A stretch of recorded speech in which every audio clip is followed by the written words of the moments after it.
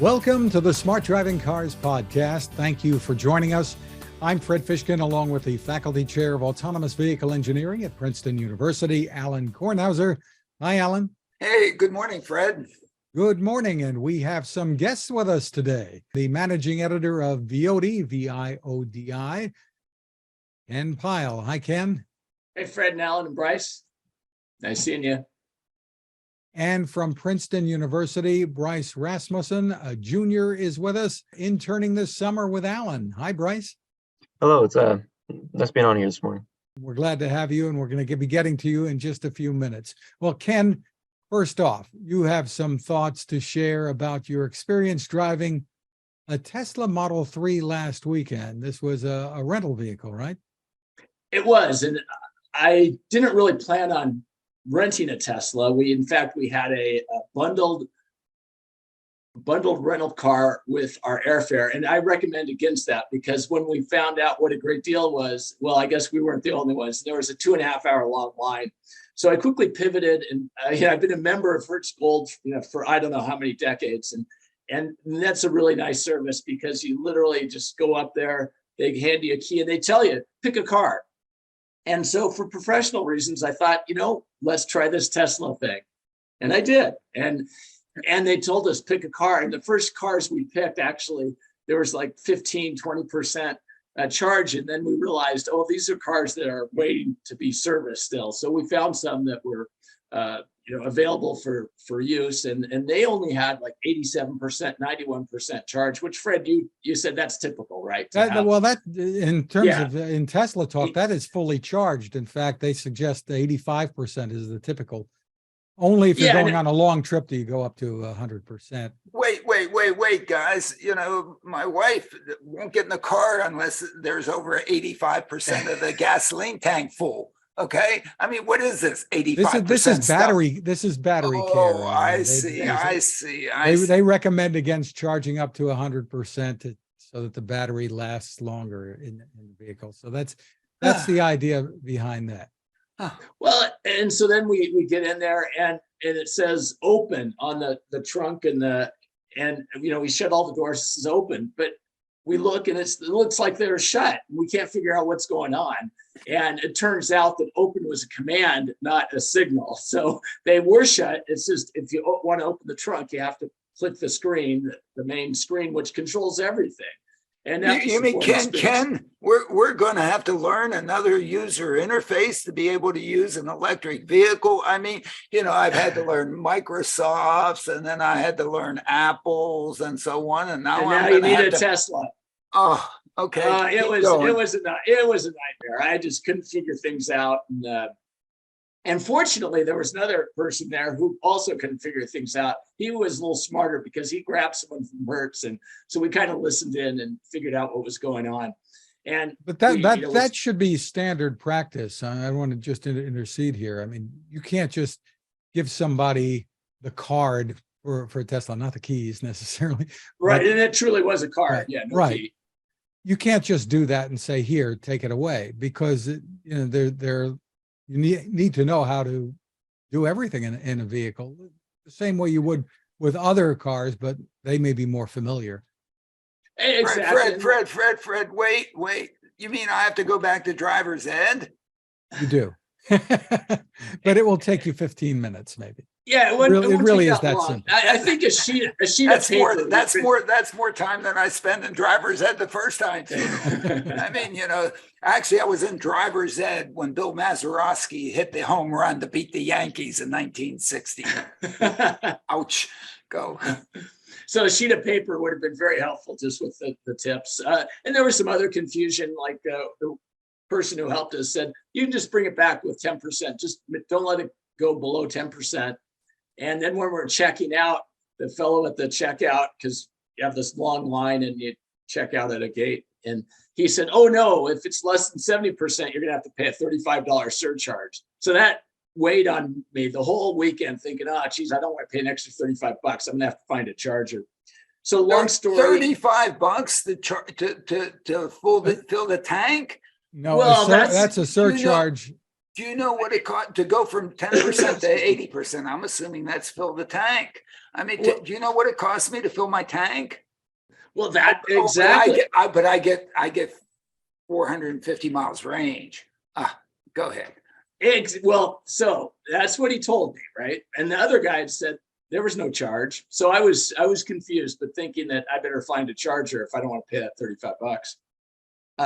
And the driving experience itself, pretty much normal, except maybe about 5 minutes into driving, all of a sudden I start to panic because it feels like I don't have my headlights on because there's nothing in the dashboard. Right, you have your screen where all the important stuff, the speed not stuff, but there's no Not just the lights or important anything. stuff, everything is on that Everything. screen. If that Because goes, there you're is down. no other screen. There are no other gauges or indicators of any kind. Exactly. So, but then I realized it's just I'm not used to not having lights from a dashboard, hit my eyes. So after that panic was gone, we got to our destination and spent the next couple of days enjoying the Tesla, and I'll have some of the details, and I'll write up my findings. But a couple of the conclusions. One of the things it had auto steer and the auto cruise control. So the regenerative braking. I have a Leaf, so I'm experienced with electric cars. And I love the regenerative braking on our Leaf. We have about 75,000 miles. We've never put any maintenance into it. We just took it in for our first maintenance and didn't have to do anything like replace brake pads or anything like that. We replaced the tires, and that's been our only maintenance. Wait, Ken. Yes, You mean you have a Leaf? we do. So you are an electric vehicle experienced person. I am. But go ahead. But and you're having all these problems with Tesla. The And difference challenges? is the Leaf is made by a legacy car maker, Nissan, and so everything inside the vehicle, except for what makes it go, is I guess pretty much the same as it would be, right? Yeah, I would say it's the difference between driving a car, the Leaf, and driving a smartphone, the Tesla. That was the big difference. And what I was impressed about, though, is the regenerative braking on the Tesla is just wonderful. I mean, it just stops it. And the Leaf is good, but the Tesla is really good. But And you as a Mhm. driver can control that. It gives you the option Yes. when you set it up, how abrupt you want the regenerative braking to be. Do you want to have a rolling stop or et cetera? And we barely touched the feature set of the Tesla. I mean, Fred was telling me that you can talk to it and change features and so forth. One of the neat things, I had a minute while I was waiting for my passengers to show up, I changed, you'd love this one, Alan. You can set the threshold for if you go above the speed limit, it'll beep at you. And my son took it for to get some groceries, and unbeknownst to him, I'd set that threshold. Apparently, it was beeping at him, and he had no idea. So I really enjoyed that. But it would, beep when you do that. But the auto steer and the auto cruise control, I found that I think it kind of would tend to make me a better driver. We have on the cross track, we have kind of those lane keep features and those sorts of things. And I find that I really have to kind of fight the driving a little bit, the steering wheel. But with the Tesla, what I found was that it will steer itself. I mean, I took my hands off the wheel just to try it. It would follow the road and so forth, but it would also tell me, put your hands back on there. And if they're too loose, I tried holding them real loose, it would tell me, a little bit tighter. And it seemed to be kind of you have to have just the right amount of pressure on them. If it's too much, then you're steering. If it's not enough, then it's going to say you're not paying attention.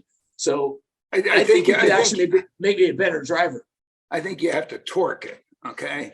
But in some sense, it's steered to my view. It takes you around the corner, okay?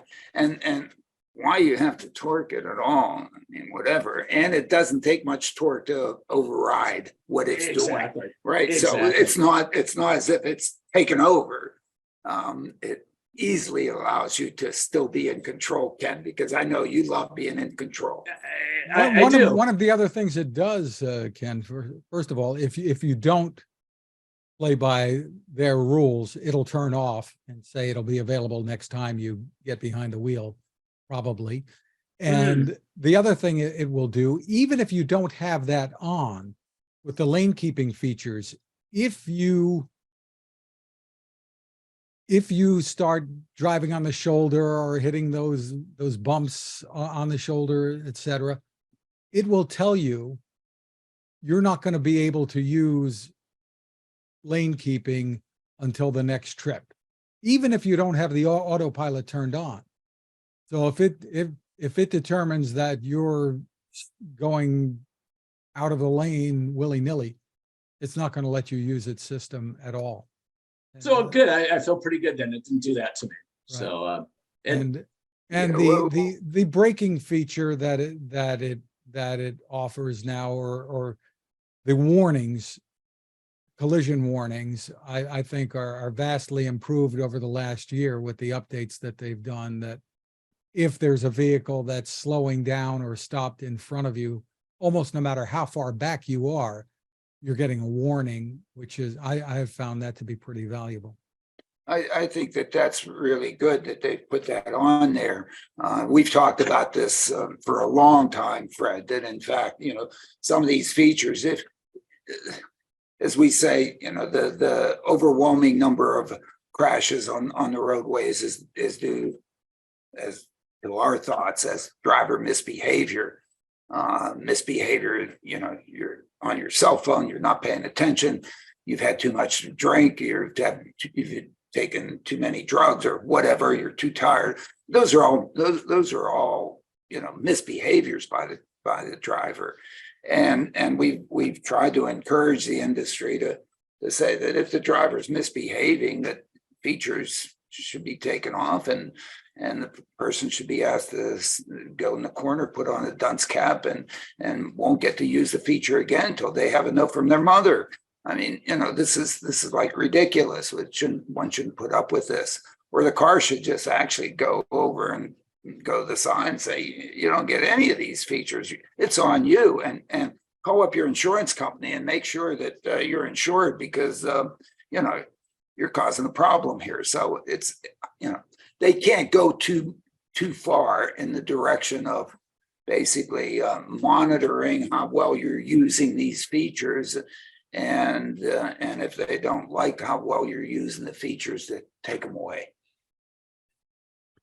You've had the opportunity now, that one that I suppose few people have had, to compare two different makes of electric vehicles from different manufacturers. Tell us what your thoughts are. Well, I think you said it well, Fred. I mean, I think, the Leaf is looking at it from that legacy approach, right? You're just building incrementally on what you've done for 100 years versus starting from scratch. And it, I keep going back to just like, I just want to key and turn it on and stuff, but there's a lot of mechanical parts when you're in a traditional mode. And it's interesting how even things like, and at first I was thinking, well, maybe this is really bad. I kept wanting to, there's a manual open on the doors. And every time I do that, it says, no, use the electronic opening or whatever it is. And, it's interesting because it seems like they've tried to replace all the mechanical parts that they can with actuators and electronic signals, which I have to wonder if ultimately my first thought was, well, gosh, back to my dad's philosophy is, no power windows because it's more things to break, right? What do you mean your dad? That's what I believe. What do you? I'm insulted. That's terrible. Sorry. No, it's great wisdom. He had great wisdom, but I'm at the same mindset. But I do have to wonder if they've, maybe that's not necessarily the case anymore. If they've eliminated a lot of the mechanical parts. Granted, they still have actuators and they have motors and stuff. I mean, all the back doors, the front doors and stuff. But just the number of knobs and things that they eliminate, it helps to reduce the number of parts, maybe, compared to a traditional car. And of course, we all know about the battery versus ICE type of reduction in parts. So ultimately, It may be more than that also, Fred. That in fact, you may be able to put sensors on those actuators and on those motors that are able to anticipate their demise, and therefore anticipate that they're going to break, and therefore not let you get into a situation in which the motor doesn't work, or that the actuator doesn't work, and that in fact this is a better situation than having to crank on the window. I mean, I certainly was within that, because when the first electronic windows came out, guess what? They broke. I know that in my Austin Healey 3000. What a beautiful car! I mean, the electrical system. Never mind. Yikes. Well, I guess the belt on that crank can break too, but that's Yeah, no, absolutely, and it can, but the problem with that is there's no sensor on there that anticipates that break. Okay, and I suspect that they have sensors on those things that sit there and monitor that. Okay, and they know, and they whatever, and I suspect. well, and the other thing, it seems to me, and we've seen the renderings, especially the Boring Company renderings of a shuttle that would go in there, right? And you have to think that he's taking this knowledge of how this stuff is working, and it could be applied to a shuttle, an autonomous driverless shuttle that ferries more than one person. At least they would be well positioned to do that, even if they're not thinking about it. They must be thinking about it. They must be thinking. They must. I mean, why not? And it's more than a shuttle. Then it's actually a vehicle that can go boom, boom, boom. We'll talk about that a little bit more in a few minutes. But yeah, and tell us more about how you think they're getting there. Oh boy, that's a good question. It was kind of ironic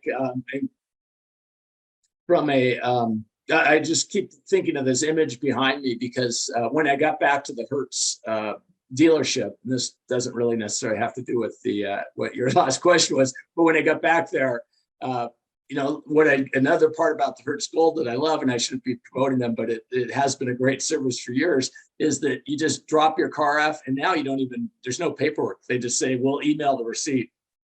And of course, we didn't have to stop for gas. We didn't stop for charging, although there were a couple charging questions over the weekend that we tried to address, but we just dropped the car off, and it saved us valuable time, because this was, we wanted to be there as much as we could, because it was a family type event. And so every hour mattered. And so I think we brought it back with about 53% charge. We took it 91%. We drove 103 miles, and it was beautiful. Back to the Tesla point. Every time we'd get in the car in this hot Georgia humid sun, it was cool. Oh my gosh, it was cool. Oh, in the front, you've probably used this feature, Fred. We didn't use it, but apparently it'll keep your groceries cool. So if you want to put your groceries there while you're doing something else, they'll stay cool. And that's a great feature. You can keep the whole interior. You can decide to keep the climate control is pretty nice while you're out of the vehicle, or you can set it that no matter how hot it gets, the car interior will not go above a certain temperature. And I did think about that. Apparently you've done it, but I jokingly thought, well, I could just camp in this and then it save a hotel room. And sure enough, people do that. Yes, you can. The climate controls. In fact, they call it a camping mode. There's also a dog mode for, to keep your dog in the vehicle and keep it safe. And when you do that, there's a message that appears on the screen that says that I'm okay. The temperature in here is 70 degrees. My owner will be back shortly. So that if somebody were to look in the window and worry about your pet being in the car, they'll see that. And so it's amazing what algorithms and software can do once you just let it go. And then you get people like Bryce. We'll talk to Bryce in a minute, who go nuts and give you all these features and all these things. I want my 55 Chevy though. Well, that's where this comes in. So my brother-in-law, my fat cat brother-in-law from the natural gas industry, he happened to rent a charger. So Fred gave this image. Whoops, where is it? This image, the charger versus the charge. So that was. You're off mic there, Ken, so we didn't hear Oh, you. I'm off mic. Well, that's the charger versus the charged. You're on Whoops. mute, Alan. Oh, Alan's on mute. Alan, you were on mute there. So That was on, you mean that's a Dodge Charger there versus a Charger? Is that what's going on there? Yeah, I think at one point Dodge Charger also put in a big, did an ad campaign against driverless vehicles and automated vehicles, But I guess they're changing too, aren't they? well, they've been selling us on the idea, all the car makers, how much fun they are to drive for forever. So yeah, unfortunately, we couldn't find a safe drag strip to to go head to head on. you would have beaten him handily. So I would have made less noise regardless. Yeah, well, you could put a sound system on there to do the noise if you wanted to do that, and they probably do. I mean, I would imagine that somebody must. I did miss the AM radio. That was you couldn't find it. There's no AM radio, I guess, because of the impulse noise, probably. there's another subject we wanted to talk to you about, Ken. You had an experience at an airport recently highlighting the mobility needs, turns out, in Little Rock, Arkansas. Tell us about it. Well, apparently it's an anecdote. So, and I tried to do some research to see how true it was. But I think in one sense, regardless of how factual the person I was talking to is, her perception is what reality is, right? And her reality was she tried to get an Uber and tried to get a Lyft and claims that they no longer serve that her market. She lives in Little Rock, and I believe it was in the city limits, but it could be in the suburbs for all I know. And she said, after the pandemic, just they aren't serving the area. And it was interesting. I would guess she was probably in her 50s and a single person, probably with kids, were growing, as I recall, lived in a suburb. She doesn't trust taxis, she feels they're less safe than Uber and Lyft, interestingly enough. And then she said it would take an hour and a half to get one. So that wasn't really practical. A friend had to take her to the airport. The reason she couldn't drive is because there had been a huge tornado March 31st, and she was in getting her nails done, and the tornado just took out all the windows in her car. And apparently they've been backed up. The repair shops have been backed up, auto repair shops. So that was her story. And it just, how did she get to the airport? A friend took her. Oh, so she bummed a ride. It's your bum the ride thing. Yeah. She bummed a ride. I did that recently at oh yeah. And space down in Houston, right? Or yeah, not Houston, yeah. Down in South Padre Island, trying right. after I went and watched the Starship launch, had to get back to the airport. There's some Ubers and Lyfts. I couldn't get to the airport, and taxi was, so I had to bum a ride. I bummed a ride. Go. Yeah. No, that's and. Well, just the other day, leaving Boise here, we decided to drive. Our neighbors would have taken us, but we decided to drive to leave a car because I've heard similar stories here of, knowing what we're going to get back at 11 o'clock on a Sunday, that we might not be able to get a ride back, right? So we left the car. Fortunately, we're fortunate. So it's not only the ride too that's important to get a ride, is you want to get home. Yeah. Oh. And fortunately, we have an electric car, so I was all set. Oh my goodness! So no wonder people buy cars. Yeah. They sit around there and wait for them, like little. It was like a puppy dog. Yeah, like a little puppy dog. It's better than Peggy. And so, if the public transit system isn't working to bring you home, no wonder nobody uses them. And if we think of Mooney in San Francisco, they don't operate at night. and you would need a cruise vehicle to take you home. That would have been And poor wonderful. Cruise is out there operating at night, and people say, "Oh, what are you doing? You're not good enough to operate during the day with it." Oh my! They're actually saving people, getting them home. Why isn't that appreciated in San Francisco? I don't know.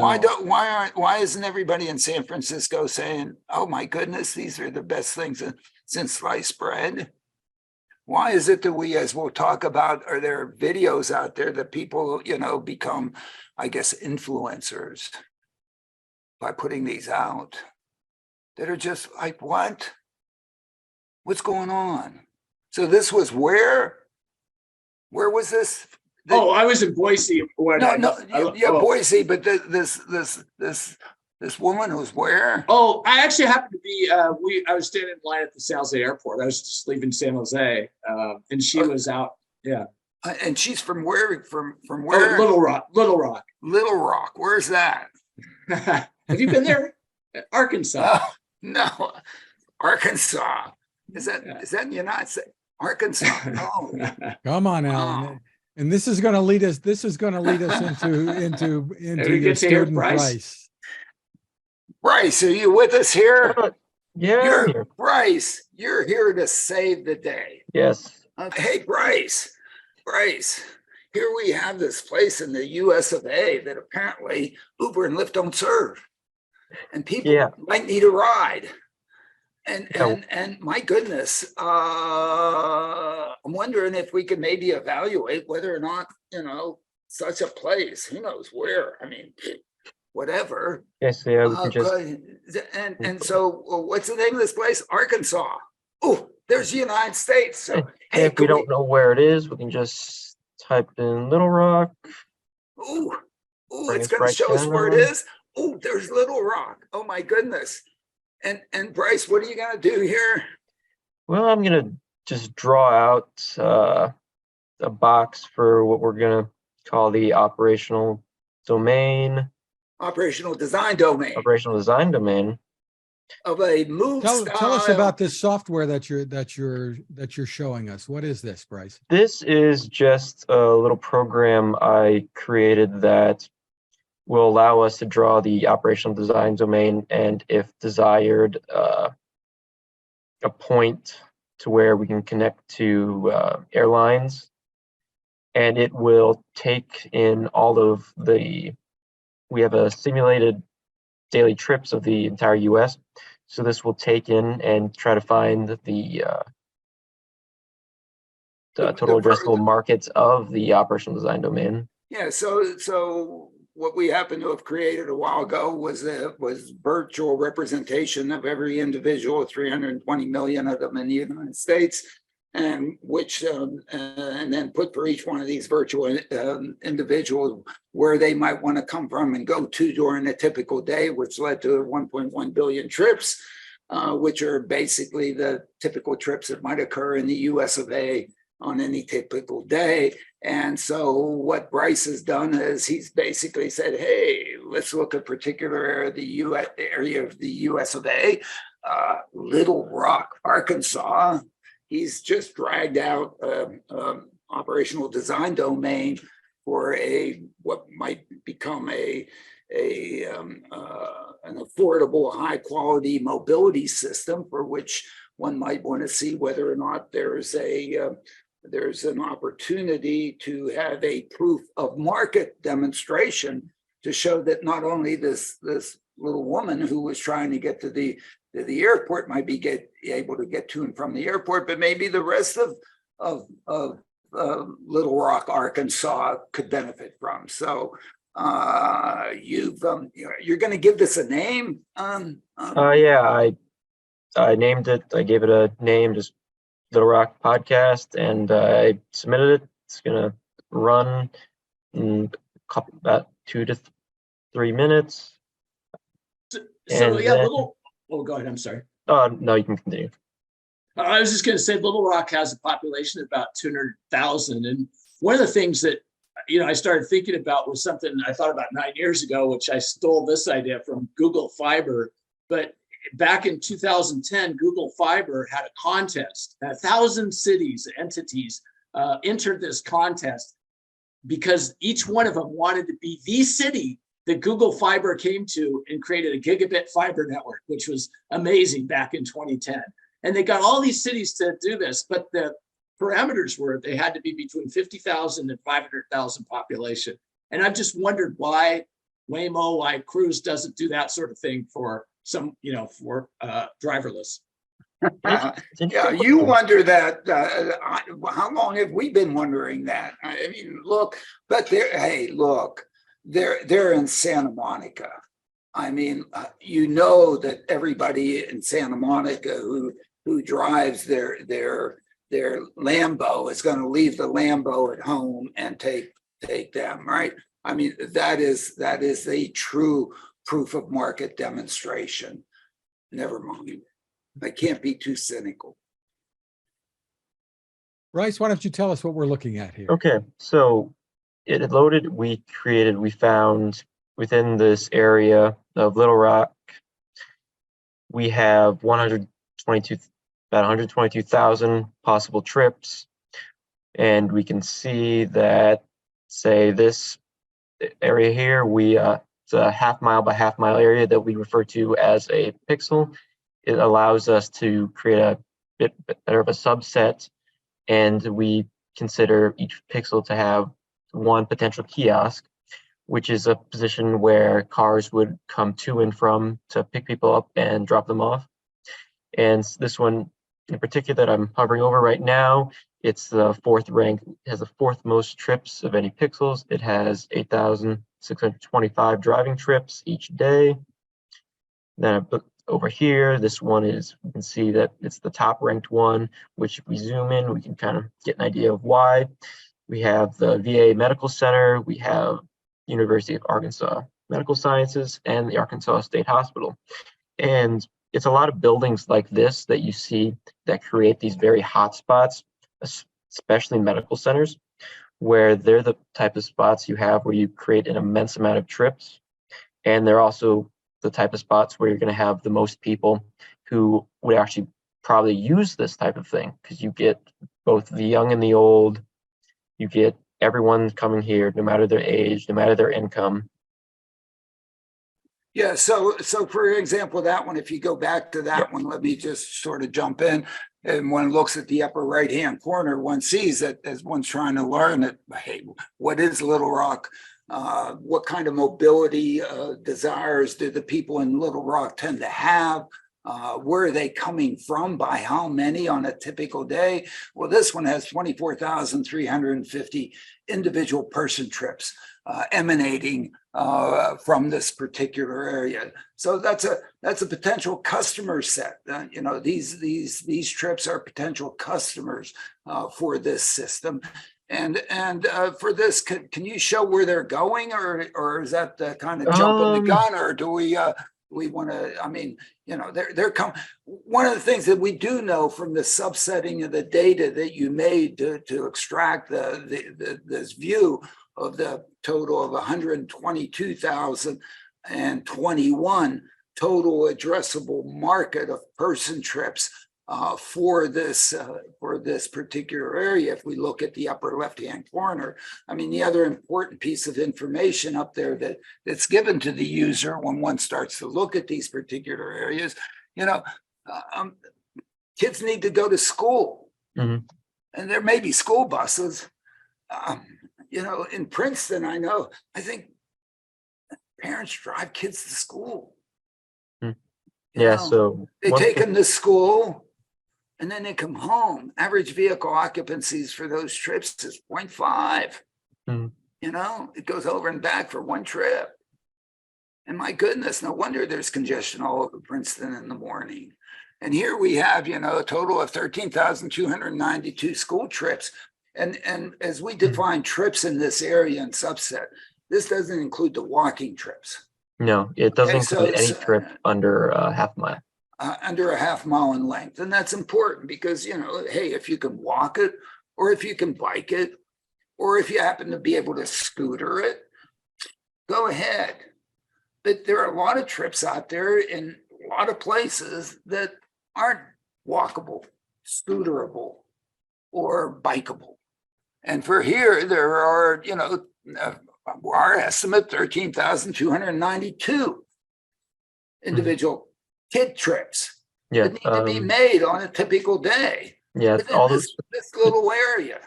the trips. Yeah. Okay. I currently have all the school trips shown throughout the entire day.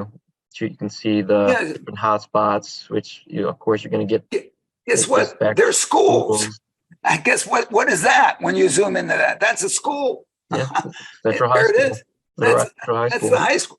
So in fact, the data, hey, when we made this up, actually they're virtual trips. It turns out even in Little Rock, Arkansas, looks pretty good. So go ahead. Yeah. Then also an interesting thing to just look at is just examining the trips over time. Wait, go back at 3:50 a.m. 3:45 a.m. What? No school trips. There are no schools.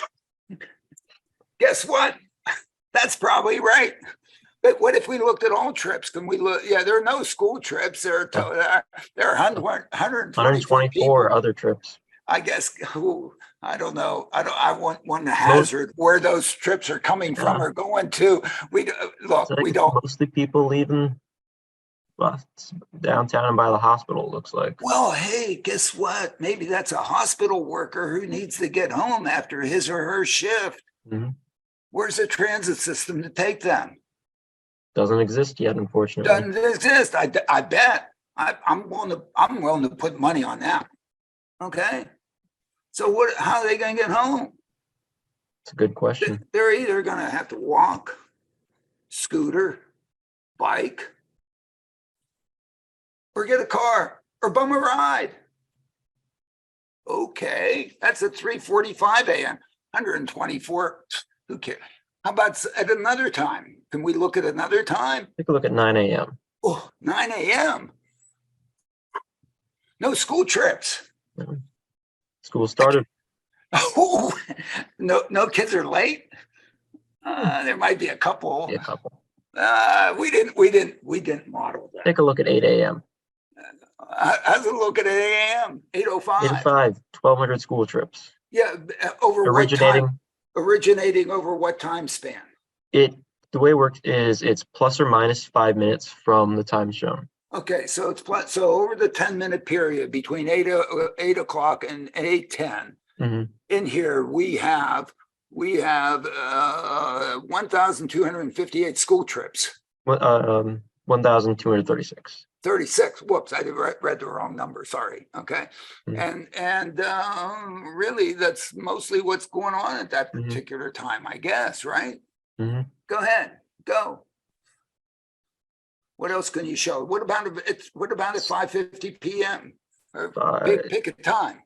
So let's go 5:20. 5:20. Only a single school trip. Yeah, somebody's late, going home, whatever. But we still have a lot of other people traveling, right? Then you go down to 4 p.m. and you're only showing school trips. You see the hotspots because this is showing all the origins. You have 4 o'clock, 1,593, and hotspots are exactly what you think again. The Central High School, church, middle school. Looks pretty elementary logical. School. Yeah, it looks pretty logical, doesn't it? Yeah. And so how in the heck, really, we're this good in Little Rock, Arkansas?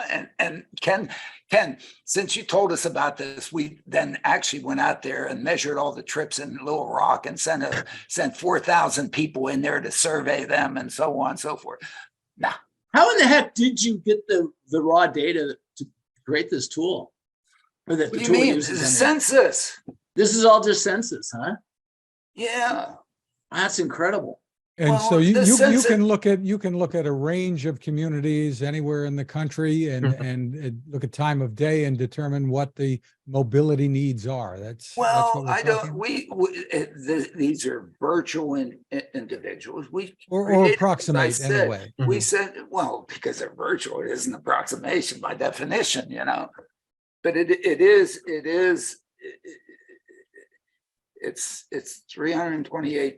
20 million people. What's really valuable about the census is it doesn't tell us where anybody actually lives, but it does tell us how many people live within a census block. And if we zoom in on the area a little bit for us here, go down to the block, go down, show block. Yeah, you see those square things down there, or the stream, you know, census gives us, at least when the census is taken, an estimate of the number of people that live in each one of those blocks. Now, it's not down to the house, it's not down to the precise, but it's pretty darn, it's certainly within an easy walk. Okay, or at least people that are ambulatory. There, you know, some that aren't, but you know, but as for most of the people, and it gives us other information like number of households, like age distributions. So we went and not only created virtual individuals, but we grouped virtual individuals into households that replicated what the census told us what those households were. Okay, so guess what? Because we have age, we assume, hey, you gotta go to school. And depending on the age, you might have flunked out a few times and we don't have you in there. I don't know if we assume flunk out rates, but we put, you know, kids in schools and then made appropriate decisions or based on the socioeconomic characteristics of the block or the census zone as to whether or not the people there send their kids to public or private schools. Because there are public records of all the schools in the US, not only where they are, but what their capacity is, both public and private. So we basically did weighted random draws and sent kids to school, assigned kids to school. And the other beautiful thing that happens to be in part of the census is that the census tells us how many people, what percentage of the people living in a particular county work in another county or another place, because you report that. And they report that on a county to county level. So for whatever county this is, census happened to tell us, you know, X percent worked here and Y percent worked here, even in France, if there was anybody there. So we just built distributions of these things and said for the individuals that were of working age, are you a home worker or are you a person that goes to work somewhere else? And because we know how many people go to work somewhere else, we just drew from the distributions according to the worker type that there is and the socioeconomic and a bunch of details and we assigned a workplace to each individual who was supposedly working. And so we built places of work. And then for each individual, we said, well, what are you going to do during the day? You going to stay home? Are you just going to go to school and come home? Are you going to go to school and then have an after school activity and whether to do Are you going to go to dinner? Are you going to do lunch? You going whatever, based on sort of behaviors and what behaviors we would think a person of nominal means would do. So if you actually look at the 1.1 billion trips that we generated out of this, which are greater than a half mile in distance, stuff that you can walk to we didn't deal with. you're good. You're walking there. We're not going to convert you from walking. Okay. But People should be walking. people should be walking. Absolutely. That's fine. Okay. But these are trips for which they're longer than people Right. should be walking. Okay. Sure. But that's what they want to do, what they should want to do. Whether or not they have the economic capability to do it is another thing. Okay. So in fact, we claim that within this data set, we have not only the trips people take, but the trips people want to take if economics were not standing in the way. Okay. And the economics that stand in the way is, our basic assumption is if you're rich enough, you're going to have a car. Okay. And it's not only the economics of that, but it's also whether or not you have a driver's license or whether you can do you have the ability to do it. So we're assuming that, you know, those things in combined, you're going to be able to do it. And so for an individual who can't afford it, or isn't old enough, or is too old, or for other reasons doesn't want to have a car, they may or may not be taking these trips, which in fact, you know, these are latent demand, what is really called latent demand. These are trips that if you could give them a mobility system that will allow them to take it, they probably do it. To us, the beauty of having these trips in here to see what trips people want to take that they're not taking today means that the reason you're not taking it is because the attractiveness, the quality of life improvement that you would get out of being able to go to these places, you can't, for one or other reasons, do it. Either you can't afford it, you're not old enough, you're not capable enough, whatever. We don't know the reason why you're not doing it. But all of a sudden, if we give you a mobility system and you take it, that is a fundamental improvement in the quality of life of that individual. Mhm. And so this is what we think is unlocking this quality of life associated with providing mobility to individuals. We're not changing land use. We're not making everybody live in towers. We're not, you know, whatever, creating a linear city such that whatever that nobody wants to live in. These people are living in places where, hey, they chose to live there. It was the best that they could do. Now what we're trying to do with a mobility system is unlock it. And especially within the confines of affordable housing. Affordable housing is great. Where do folks tend to build affordable housing? On affordable land. Why is the land affordable? Because it has no accessibility, probably. Okay, nobody wants to say that, but that's probably the reason. All of a sudden, if we provide affordable mobility to affordable housing, we create affordable living. Whoa. Why isn't that a smart city? Why, when people talk about smart cities, they never talk, never talk about that, but that's another issue. But what this is unlocking. And I think what Bryce has given us a hint on here is this great tool that Bryce has created to be able to go in there and say, pick a place.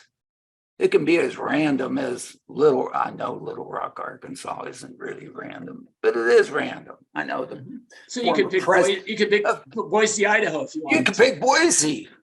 You could pick East Jesus, whatever. I don't care.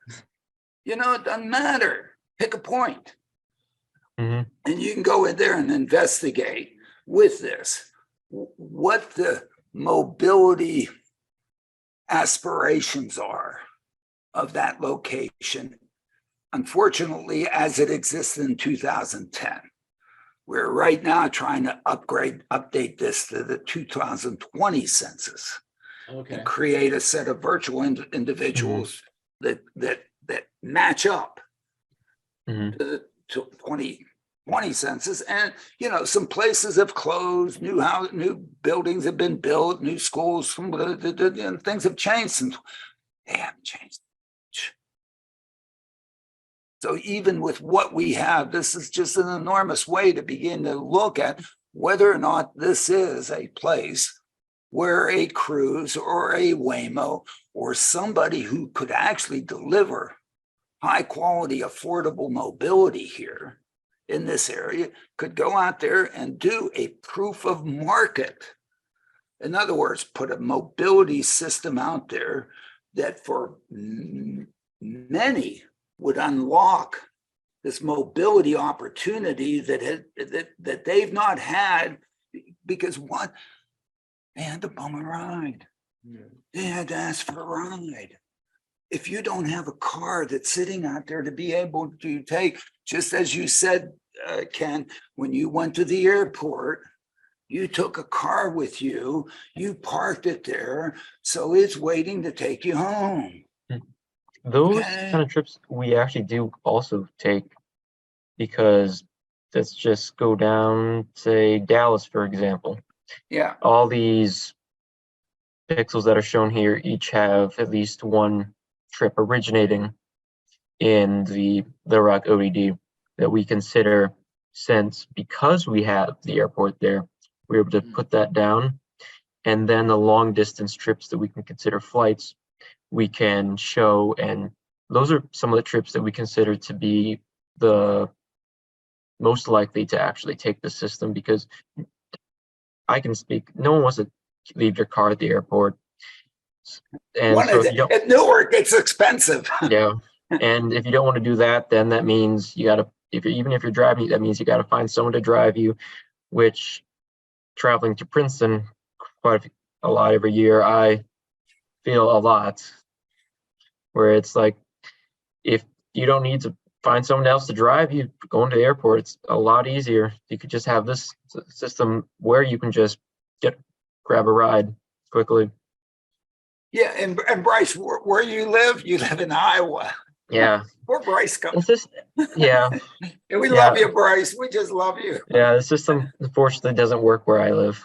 Not enough density. Yeah, but it certainly would work in Jersey. Oh yeah. Absolutely.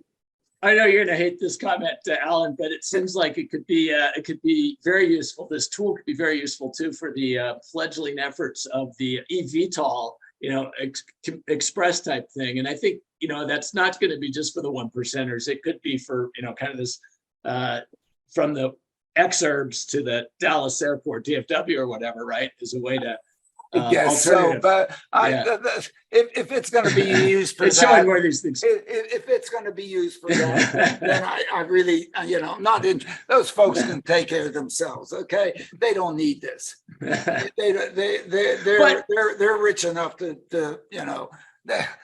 But with that said, though, they probably have a Sikorsky helicopter taking them anyway. Never mind. Don't get me going on that one. No, I know. But with that said, back to my, the screen art behind me or that picture behind me. I mean, that's probably is about 40, 50 miles from the Atlanta airport. An hour. It was maybe 30, 40 miles from the Atlanta airport. It's 7 miles from the end of the MARTA. I mean, it was virtually impossible, to get there without a car. And Uber, I don't know, my son spent like $60 to get his girlfriend from the airport there to take an Uber. And it's a lot of money. So it really excludes people from going to areas if they don't have low cost mobility, right? Affordable mobility. Yeah, so the issue there really is there enough density to be able to do that, or do you put a couple cars out there? I'm here at our place in Mays Landing in Atlantic County, and I see a couple bus stops of New Jersey Transit and wonder what the heck. And I guess they're there because they go into Atlantic City, and there are jobs in Atlantic City. I don't know who they're serving here. But you could have a few vehicles available out there if these things are You know, to be affordable, they have to be driverless. So you can't make it affordable if you have to pay for a person to do it. So if they are, then you could have a few vehicles around here that go pick up people and take them to where they need to go. And you could serve low density and rural areas not quite as well as you could serve more concentrated areas like Little Rock, Arkansas. But the idea of having a place where you just easily walk to, vehicles are waiting, take you, drop you, which is our whole move style approach to a system that in fact not only can provide affordable mobility, but provide it that's affordable at that fare level and make money. It seems like not have to ask the Arkansas who knows what to give them money. Okay, the idea, the affordability here is that the mobility that can be provided here, all of a sudden, if you get productivities, which you can in systems such as this of 100-person trips per day per vehicle, you make money. And if it's one of these electric vehicles like you just had the experience to take, my goodness, you know, the maintenance, whatever is almost nothing. And so this is the mobility opportunity for these systems, okay? And this is why we created the tool and why we've gone and investigated and why, you know, we've said so often that with respect to places like Trenton, I mean, it's a no-brainer. But somehow can't get any traction with Cruiser or Waymo. They want to do it in Santa Monica. Are you kidding? You Well, compete the against invitation still stands, right? I don't know. I mean, they don't talk to me, but that's okay. We don't need. Bryce has created a tool that is on the web that people can just go in there and try. So I could actually try this after the podcast. Absolutely, Bryce will give you. Yeah, absolutely. Oh, that'd be Bryce. wonderful. Bryce. I mean, Bryce is saying, "Well, I got to fix up." It's a work in It's almost progress. close. It's a work. This should is be hosted very interactive. soon. What we're doing here, what Bryce did is, you know, It's very easy to run. Bryce is a smart kid, but he's not that smart. Yeah, Well, it seems like such a wonderful community building tool because, you know, as you zoomed in on that, we've talked about the kiosks for years, but I just thought about what a wonderful opportunity this could be for a church, right? To put a kiosk at a church and get their community involved in this in terms of, you know, building it out and all the other community locations, right? Yeah, because currently kiosk locations are based on, I take the center point of all trips within a pixel. So it minimizes the average walk distance of any trip. Yeah, and show the walk distance distributions that it tells you. I mean, it gives you all the data Take the number associated. one. So take the, you know, So yeah, number the one median rank. walk, the number one ranked pixel, the median walk distance is less than 1/10 of a mile. Yeah. Less than 1/10 of a mile.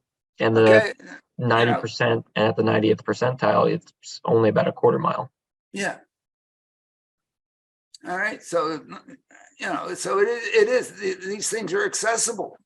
And it gives you this information that shows that, and then you can look at the trips. And you want to show any other graphic displays that you have? We have all sorts of, you know, he's building more and more graphic displays that let you look at the actual trips to be able to try. These are virtual trips of virtual individuals, and the key in looking at them to think of these are the trips that these people would like to take. These virtual individuals would like to take if they had a good mobility system, good being good to them. In other words, for many, the trade-off is affordability. If you can afford it and you have a driver's license, guess what? You have a car. Mm-hmm. At least for, I don't know, 90% of Americans. Yeah, sure, some people live in Manhattan in high rises. You know, I suspect essentially everybody in Little Rock, Arkansas, who can afford a car has a car. Okay? Because you have to. And in some sense, and if you go to places like Phoenix, where Waymo is operating, I like to say 110% of the people have a car. I mean, you don't live there almost unless you have a car. And if you don't, you're bumming rides. Now that's, a terrible way to say it. Elizabeth doesn't like me to use the term. I don't like using the term either. But you're begging for a ride. Some people want to give you a ride and, make you feel not like a beggar.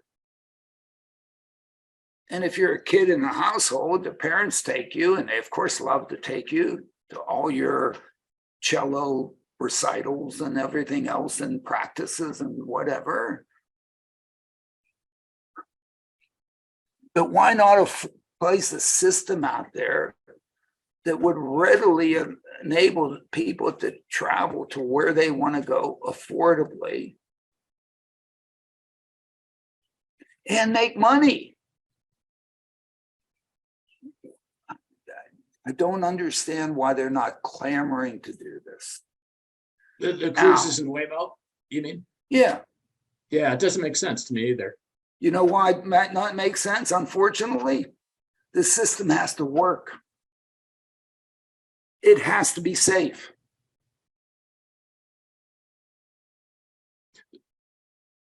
So are you suggesting that they aren't at the safety level yet, where they're running commercially?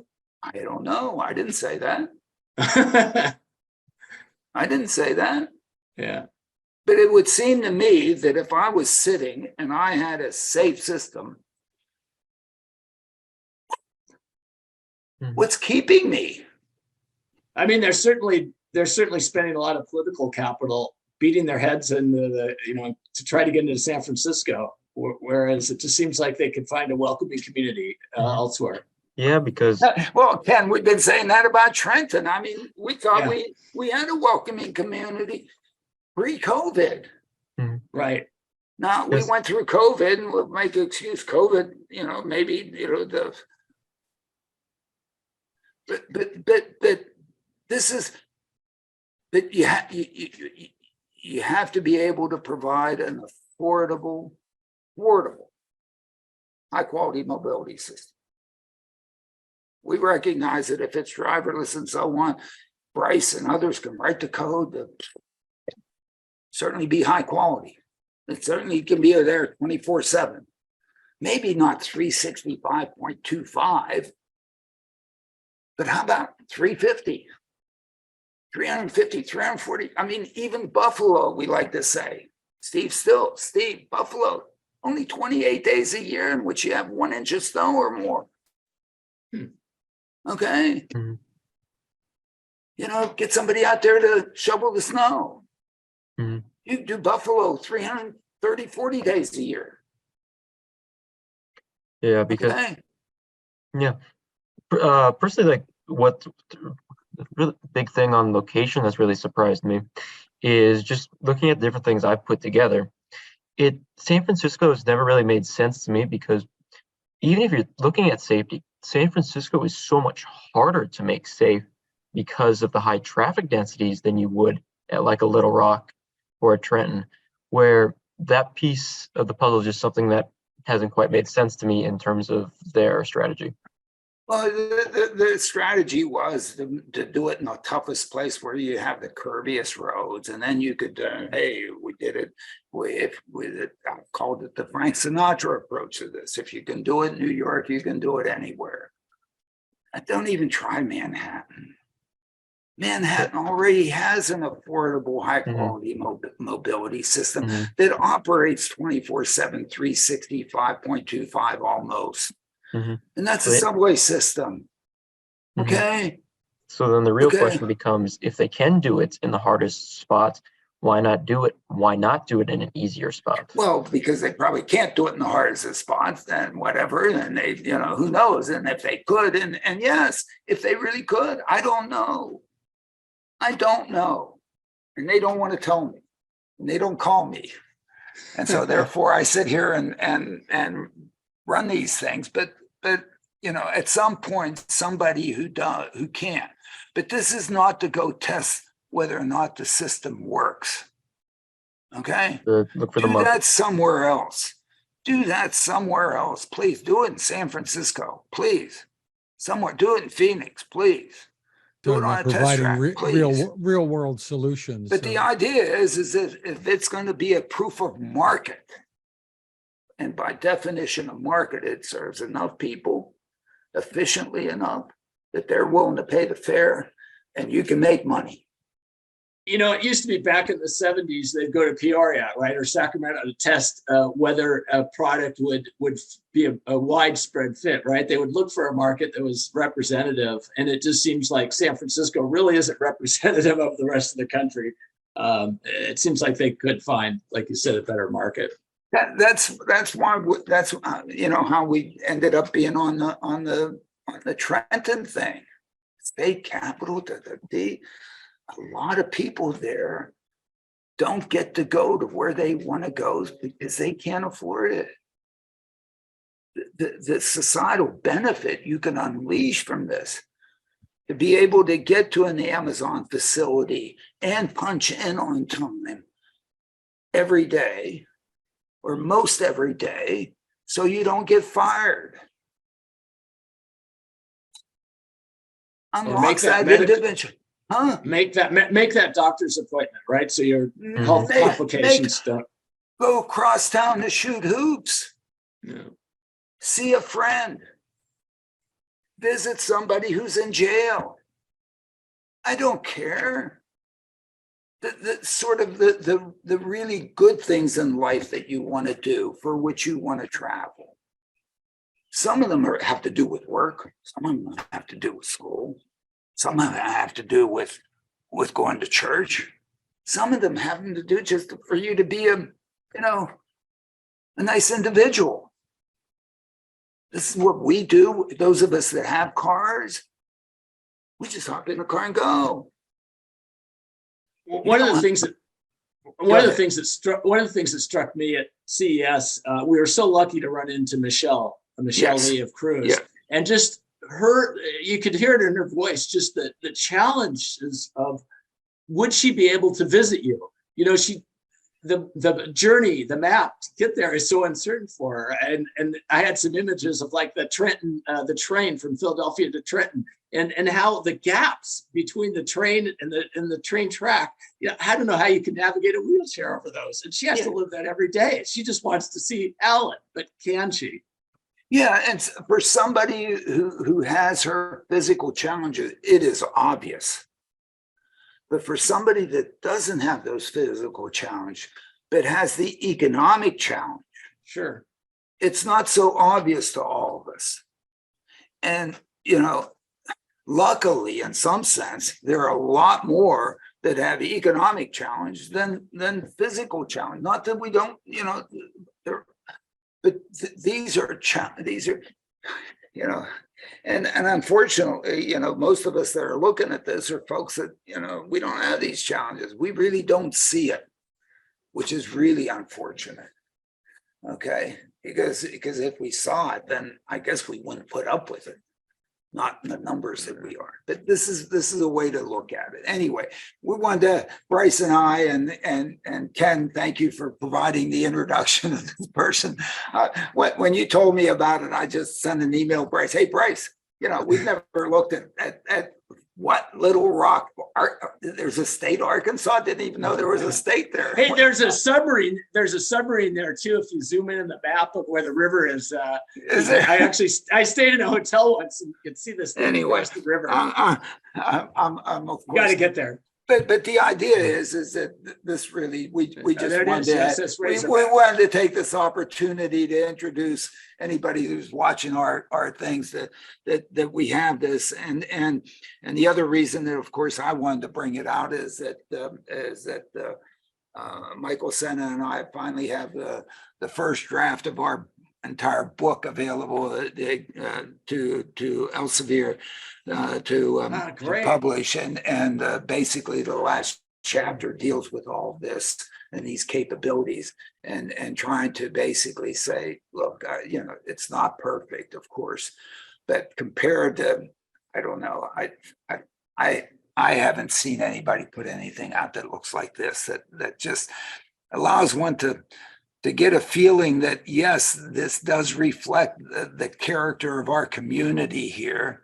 geographically and according to the land use and infrastructure we have there. And how are people moving around, and how could we get them to move around and basically be able to sort of look at it real? And then of course, then we can simulate all this. We can do, mode split analysis, run this stuff and all the other stuff that's on it. But this is where it begins, and Are you want going to to give open? Are you going to open source the tool for? Oh, yeah, so no, of communities course. can use it. Of course, it's fundamentally, it's university stuff. It's Yeah. it's more than open source. Yeah, I'm currently just working on getting it hosted right now. Yeah, I mean, this is student work. Stay That's tuned. wonderful. We'll be able to pass What's this nice? along, right? What's nice about Bryce is actually paying tuition to do this. Thank you, Bryce. No, really, this is great stuff. I mean, isn't it amazing what we can do at universities? We can basically get kids to pay to do this. Bryce, thank you very much. This is nice. It's just wonderful what you're doing here, and I can't praise it enough. Well, Alan, moving on to some things from the latest newsletter. Mobileye has published a blog post highlighting some comments that the company's CEO actually made during CES. It's headlined "Hands Off, Eyes Off," a new taxonomy for automated driving, and it calls for new terminology to clarify assisted and autonomous driving that's more accurate and easy to understand. And that sounds like something you could get behind. How long we've been trying to do this, Fred, since the beginning. Okay, I mean, really, it is very important.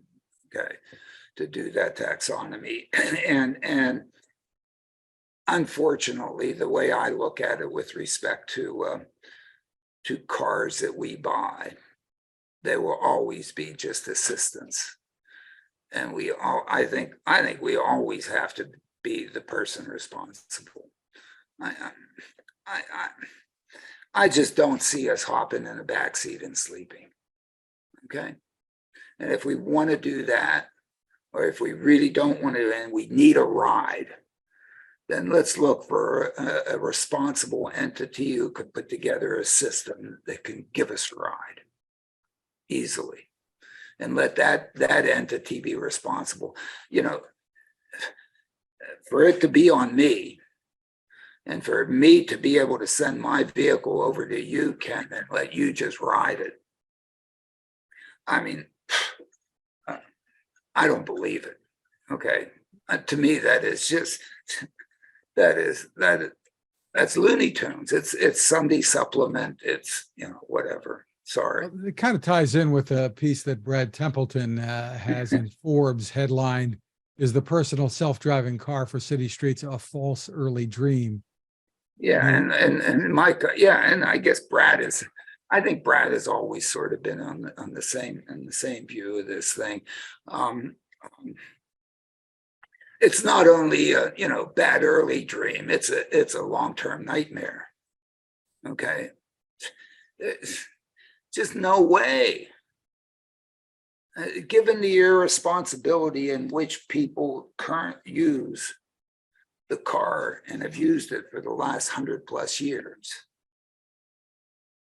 I mean, a small number of misuse by an entity is just going to ruin it. It will just ruin it. There will be a Lane Herzberg, and boom, Uber's out of driverless cars. It will be a Hindenburg, boom. There are no more dirigibles. Boom. And maybe yesterday we saw there will be no more submersibles unless those people come back. Boom. Done. And if we screw up with respect to, letting people go to orbit and so on, boom, they'll be done. Luckily, we've been very careful on that piece. But, it'll be over. I don't know. There's a link you have to another piece. This is from Fleet News, headlined, "Connected and autonomous vehicles are here, but what does that mean for fleets?" Alan, you advise readers not to read this. I mean, you know, what is this? The headline is just wrong. It's not available. Autonomous vehicles aren't available. Okay. So, I mean, I can't imagine what the thing said. I'm tired. You know, there are just so many of these things out there with, you know, somebody trying to, you know, clickbait somebody into using this stuff. I don't know. There's a little more Tesla news to get to besides Ken driving one. It has released what Electrek calls a rare and interesting look at its supercharger monitoring system. Pretty interesting stuff. Maybe not as good as Bryce's maps, but pretty interesting. Yeah, no, those are all great.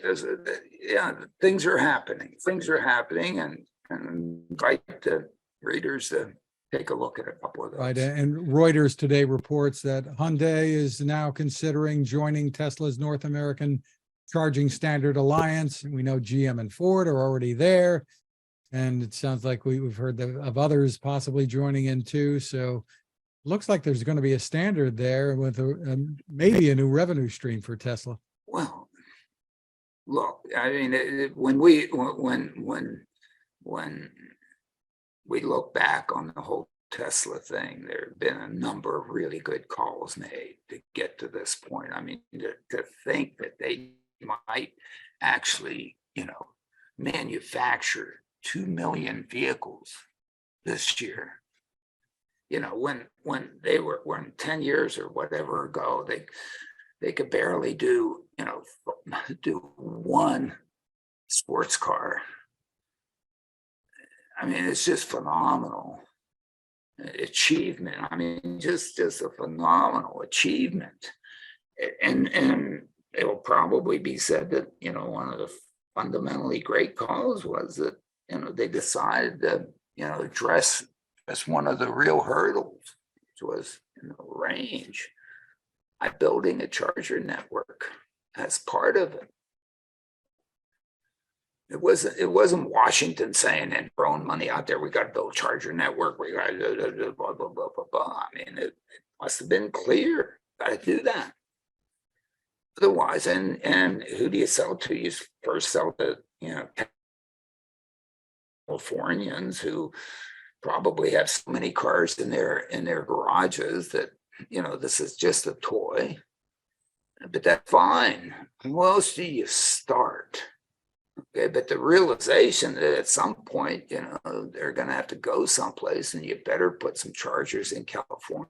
And then if you're going to go somewhere else, you better put some chargers there, because you can't face that wind. It's so strong. You got to turn. You got to go with it. And geez, it's turning out. Looks like they're out there in front. Everybody's saying, "Hey, you're in front." So I guess, you know, we got to jump on the front runner. And there's also news this week that Tesla's Model Y, the top selling passenger car now in America, is second only to the Ford F-150 as the best selling vehicle overall in the US. Yeah, well, I guess, you know, there's only one other vehicle that sells more than cars. It's the Ford F-150. I don't think any other trucks even come close to them. Okay, so that's almost by definition. If you're going to be better than all cars, you know, you're at least second to the Ford F-150, and whether or not you get above the Ford F-150, well, you know, as soon as the Ford F-150 gets split up between the Lightning and the Ford F-150, maybe they'll be ahead of the Ford F-150, but they probably won't be ahead of the Ford F-150 plus Lightning. And whether or not they're ahead of the Ford F-150 plus Lightning plus Cybertruck, and if the Cybertruck becomes You don't even, I mean, whoa, yipes.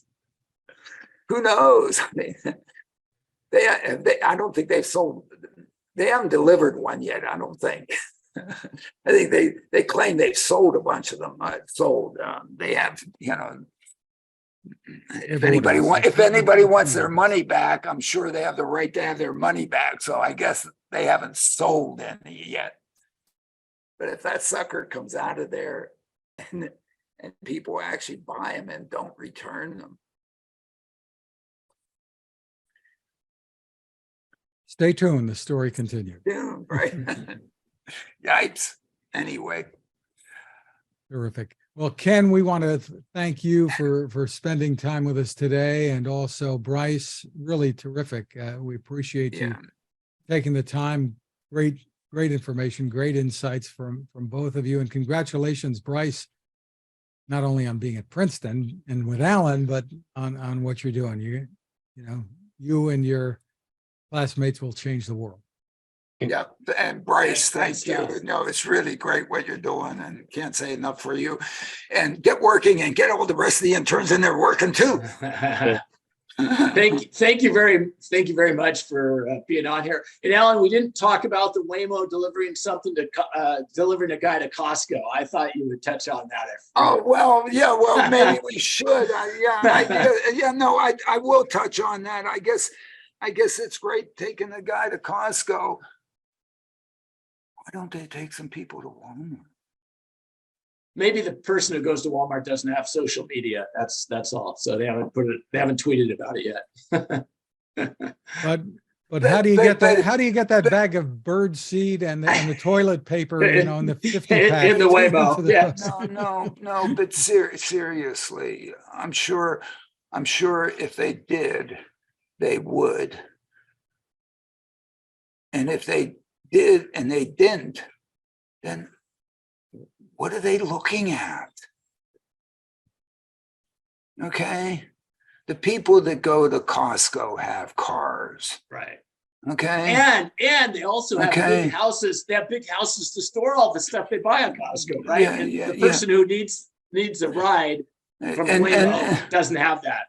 And Walmart, I understand you need a car to get to Walmart. But Walmart really could for those who don't have cars and can't afford a car, the opportunity to get to a Walmart where in reasonable quantities, one has a better value proposition. You don't have to buy them, right? You can buy one tube of toothpaste. Yeah, and the one tube of toothpaste isn't like going down to the corner, whatever, that charges you who knows what. Right. Okay. I mean, that's been the beauty of Walmart, and it deserves credit for that. Okay. But it's placed those Walmarts only in places where you can drive to. Mm-hmm. Low cost land, right? Low cost land near, well, what was low cost land? Now every distribution center wants that intersection of those roadways. But but if you don't have a car, how do you get there? You can't even drive. You need a car to get across the parking lot. The parking lots are so big, right? That too. Yeah. But really, as we designed for Trenton in Hamilton Township, potential design for a kiosk right there near the front door where all those folks that don't have cars could also go there, grab their groceries and a couple bags and bring them in, or grab the things that you can buy, the whatever and so on, that would improve their lives. Yep. Darn it. Come on, Waymo. And it would bring value not just to them, but to Walmart itself, meaning I don't understand why the in-town companies aren't also huge proponents. Yeah, absolutely. And they should. I mean, Walmart thinks that you'll go online and they'll deliver it to you. You got to pay for delivery.